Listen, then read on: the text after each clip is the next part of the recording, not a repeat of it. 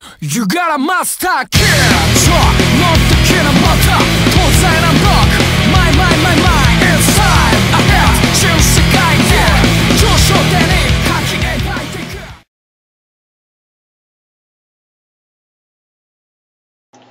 Hey YouTube, Monstercraft here again, bringing you another battle with a guy named Xrubenx, and here we go. He brings in a Porygon Z, I bring in Cross Hacks, my new Metagross, and I'm like, yep.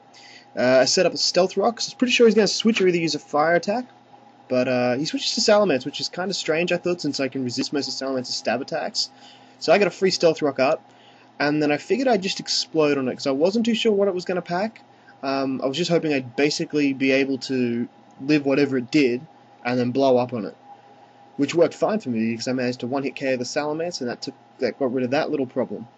But unfortunately, I have to say goodbye to Metagross. Oh well. I then bring in Fortress because I figure that I've already got some Stealth Rocks up. Let's try and get some Toxic Spikes up nice and early as well. And he brings in Sizzle, and I go for the Toxic Spikes, planning to live basically whatever he does, and he superpowers me, which does a respectable amount, but just nowhere near enough to KO this Fortress. So up go the Stealth Rock, up go the Toxic Spikes, and I go to set up another set of Toxic Spikes, and he U-turns out, and that only does about 30 odd damage, so I'll basically get all that back in leftovers, which is good. And he brings in a Cress. I haven't really faced many Cresses before, and I knew this thing was pretty beastly in defense, so I wasn't too sure what to do. It obviously dodged the Toxic Spikes too, so I set up a second layer of spikes, so we got Toxic damage, and he Calm Minds, and I'm thinking, oh no, if this thing Calm Minds too many times, it's going to just hammer me. So I go for a Gyro Ball, and it does nothing. I was hoping to do a little bit more than that. And I say, well, it's better off just exploding on this thing and getting rid of it now before it causes a problem. Unfortunately, it didn't quite go to the way I planned. This thing is a beast, and it lived the explosion. I was like, crap. So I figured I'd try and bring something that was quicker than it. I still have 4 pokes, and he has, I think, 5. So I brought in Murdercarp, one of the new guys on the block, and I decided that I would just go straight in with a Waterfall. Probably could have Dragon Dance. It would have probably been beneficial to Dragon Dance as well, because this Metagross is quite slow. It's a Gyro Balling Metagross. Just by its name, it must be. And I figured I could probably 2-hit KO with the Waterfall, and it lives with like 1 HP. And that made me mad, and I was like, ah. But it flinched, so that was good. So that means I basically got the 2-hit kill for it.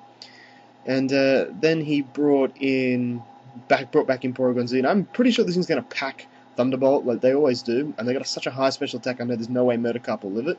So I decided I'd switch out to something that could easily take it, and I bring in Scotty. And he goes for Dark Pulse, probably thinking that I was going to switch to like Dusknoir or something like that. But yeah, Scotty shrugs that blow off like it's nothing, and I get the free Curse up,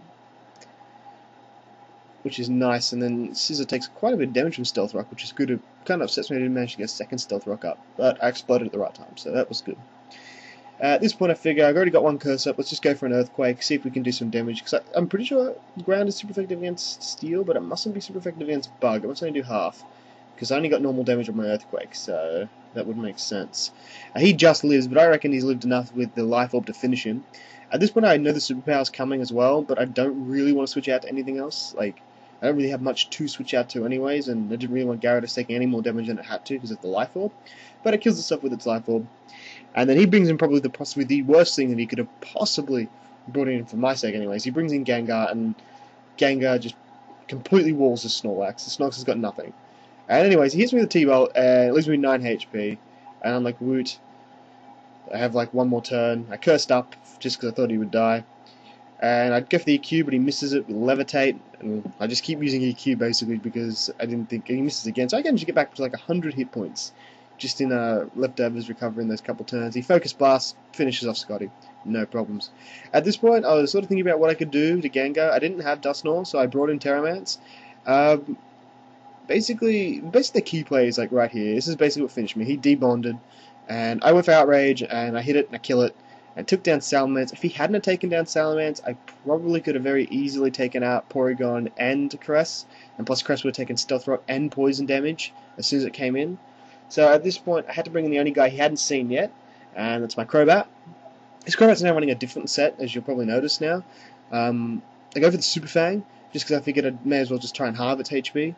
There it is, the confirm now. It actually carries Thunderbolt. I thought I could live it, but I didn't. It got a crit, and he killed it. And all I got left now is Gyarados and Porygon Z's. I was hoping that I'd be able to outrun it, but Porygon Z is quicker than Gyarados, and the T-Bolt finishes him off pretty quickly. So that's that, guys. It was a really good battle. I had a lot of fun.